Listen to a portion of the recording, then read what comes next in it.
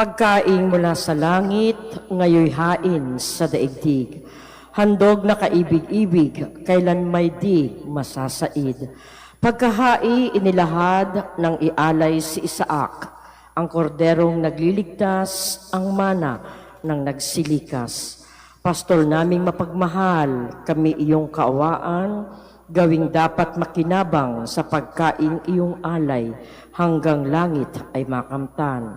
Magagawa mo ang lahat upang tanan ay maligtas.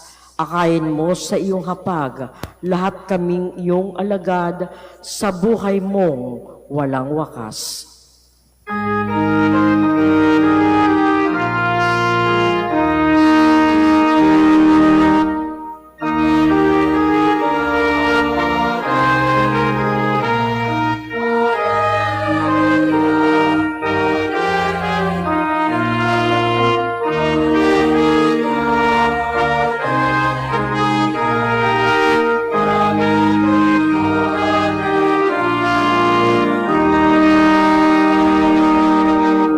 Pagkaing dulot ay buhay, si Jesus na poong mahal, buhay natin siya kailanman.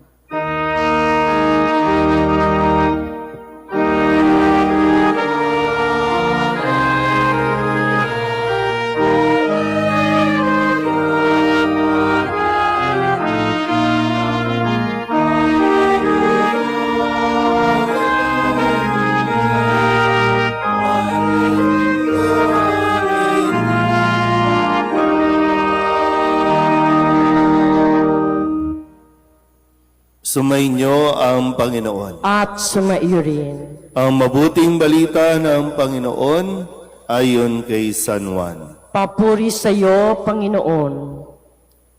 Noong panahong iyon, sinabi ni Jesus sa mga tao, "Ako ang pagkaing nagbibigay buhay na bumaba mula sa langit. Mabubuhay magpakailanman ang sinumang kumain nito. At ang pagkaing ibibigay ko sa ikabubuhay ng sanlibutan ay ang aking laman." Dahil dito'y nagtalo-talo ang mga Hudyo. Paanong maibibigay sa atin ng taong ito ang kanyang laman upang kanin natin? Tanong nila. Kaya't sinabi ni Jesus, "Tandaan ninyo, malibang kanin ninyo ang laman ng anak ng tao at inumin ang kanyang dugo, hindi kayo magkakaroon ng buhay. Ang kumakain ng aking laman at umiinom ng aking dugo ay may buhay na walang hanggan. At muli ko siyang bubuhayin sa huling araw. Sapagkat ang aking laman ay tunay na pagkain at ang aking dugo ay tunay na inumin. Ang kumakain ng aking laman at umiinom ng aking dugo ay nananahan sa akin at ako sa kanya. Buhay ang amang nagsugo sa akin at ako'y nabubuhay dahil sa kanya. Gayun din naman, ang sinumang kumain sa akin ay mabubuhay dahil sa akin. Ito ang pagkaing bumaba mula sa langit. Ang kumakain nito'y mabubuhay magpakailanman. Hindi ito tulad ng kinain ng inyong mga magulang sa ilang. Namatay sila, bagamat kumain niyon." Ang mabuting balita ng Panginoon. Pinupuri ka namin, Panginoong Hesu Kristo. Isang magandang umaga po sa inyong lahat. Palapakan natin ang Panginoon. Ngayon po ay pagdiriwang ng dakilang kapistahan o solemnity ng kabanal-banalang katawan at dugo ng Panginoon. Tandaan po natin, ang ating buhay Kristiyano ay nagmumula at nakasentro sa Eucharistia.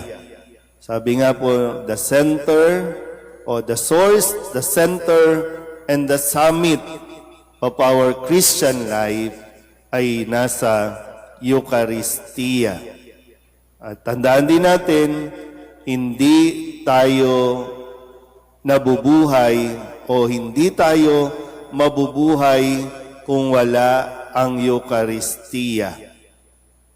Malinaw po ba? Bilang mga Katoliko, sa ating pananampalataya, ito ang pinakamahalaga sa atin. Yung pagsisimba, pero hindi lang basta pagsisimba, kundi tayo po ay nakikisalo sa hapag na ang Diyos mismo ang nagbibigay. Siya na ang naghahain, siya pa rin ang inihahain. Kaya magandang mapagnilayan natin no, na sino ba ang madalas nating kasalo sa kainan? Sino ba ang madalas nating kasalo sa hapag? Sige nga, sa tingin niyo, sino? Mahalaga po kasi yung pagsasalo-salo. Pero mahalaga din sino ang naghahanda at sino ang iyong mga kasalo. Kaya sa isang pamilya, kung mapapansin niyo po, kapag ang mga magulang naghahanda ng kanilang kakainin ng hapag para sa kanilang pamilya, di ba mas nagiging close at mas nagkakakilala o mas malalim ang kanilang nagiging ugnayan? At kung sino sila, nagiging magkakatulad. Napapansin niyo po ba? Pag, di ba? Pag yung pamilya, iisa yung inyong, kasi di ba may sinasabi tayo, iisa lang ang ating bituka. Iisa lang din ang ating kinakain. Kapag may nag-iiba at kapag may nawawala, doon nagkakaroon ng pagbabago sa pag-uugali. Yung mahalaga, di ba, sa mag-asawa, kapag kayo palang mag-isa o kayo palang dalawa, yung sabay kayong kumakain, di ba, mas malalim ang inyong samahan? Pero pag nagsisimula kayong magkanya-kanya ng kain, nagsisimula kayong hindi kumain, doon kayo napapalayo naman sa isa't isa. Ngayon, di ba, sino ang madalas mong kasalo? Kapwa magnanakaw ba ang kasalo mo? At anong pinag-uusapan? Paano tayo makakapagsinungaling? Paano natin mapagtatakpan ng katotohanan? O kung sino ang kasalo mo, ganun ka din. Magiging ganun ka rin. So ngayon, sa ating pananampalataya, kung madalas tayong nakikisalo sa hapag na inihahanda ni Kristo, tayo ay nagiging katulad ni Kristo. Kung paano ang kanyang mga aral, ang kanyang mga salita, napapakinggan natin madalas, yun ang ating pong naisa sa buhay. Kaya ganon kahalaga sa bawat isa, lalo na kung ikaw ay Katoliko, ang dumalo sa misa, dahil ito ay isang hapag, ito ay isang pagdiriwang. Sabihin nyo nga sa katabi ninyo, kumain ka.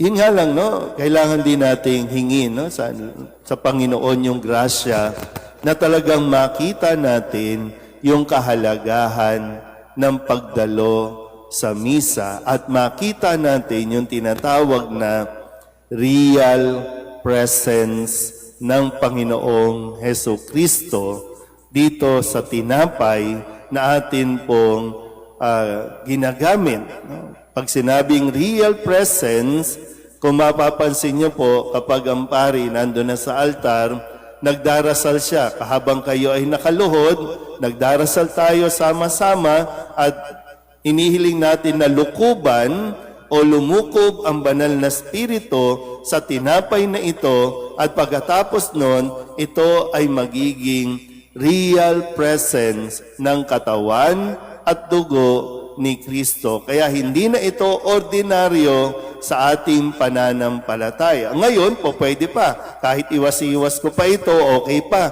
Pero kapag na consecrate na, ang pinakamataas na paggalang o reverence ay kailangan nating ibigay dito. Kasi nga, ito ang kabanal-banalang katawan ni Kristo na ibabahagi at ibibigay sa bawat isa sa inyo. Walang tinatanggihan si Kristo sa kanyang pagbibigay ng katawan. Kasi kailangan nating kumain. Kung paanong kailangan mong mag-almusal, magtanghalian, maghapunan. Pero kadalasan, kung anong kinakain natin, yun ang magiging sakit mo. Sino may diabetic? Sino ang high blood? Sino ang may gout? Yung galit sa munggo o galit sa buto. Tama ba? Tama ba? Yung ayaw nyo na sa mga mabuto, mani, kasi susumpungin kayo, di ba? Pero yan yung dati ninyong madalas na kinakain. So ngayon din, kung madalas tayong kumain ang katawan ni Kristo, so anong makukuha natin? Kaligtasan. Pili mo, no? Para bang, may liligtas ba ako niyan? Pero sabi mismo ni Kristo, ang kumakain sa akin, ang kumakain ng aking laman, magkakaroon ng buhay na walang hanggan. Para bang alam, di ba, ang tendency natin, kapag may sakit tayo, di ba, no? Kapag may sakit tayo, ang tendency natin, wag lalong kumain. Kasi wala tayong gana. Ayaw natin bumangon. So, ang sakit sa atin, pag pinag-uusapan natin ito, yung spiritual illness, kasalanan, nagdudulot ng pagkakasakit natin. So kung may sakit ka, lalong kailangan mong kumain. Tumanggap ka ng katawan ni Kristo. Sabihin nyo nga sa katabi ninyo, huwag ka nang mag-inarte. Diba? Nandito ka na, diba? Minsan, umating ka na ng misa, oras na ng pagkain, magkukumunyon na. Ikaw, mag-iinarte ka. Hindi ako karapat dapat. Hindi ako, may kasalanan ako eh. May sakit ako eh. Sinabi ba ni Kristo, o yung mga may kasalanan, wag kumain. Yung mga Judas, wag kumain. Maging si Judas nga, pinakain ni Jesus eh. Binigay niya, diba? Pero desisyon pa rin naman natin. Kung pagkatapos natin kumain, babalik ba tayo sa ating pagkakasakit o sanhi ng pagkakasakit natin? Pero kung manghihina ka ulit, balik ka, kain ka ulit. Ganun ang ating pananampalataya. Kaya nawa, pakaingatan din natin mabuti na hindi ito ma-desecrate o malapastangan. Tiyakin ninyo na kapag tinatanggap ito, talagang pakakaingatan na, sabi nga, pag tinanggap ninyo sa kamay, isubo agad, kainin agad, bago ito mahanginin o mahulog sa sahig. Kasi napakahalaga nito sa atin at dapat alam ng bawat isa sa atin yan. So muli, ang tinapay na ito ang magdadala sa atin sa buhay na walang hanggan. Sa paningin natin, tinapay lang yan. Pero sa pananampalataya natin, ito ang katawan ni Kristo. Amen?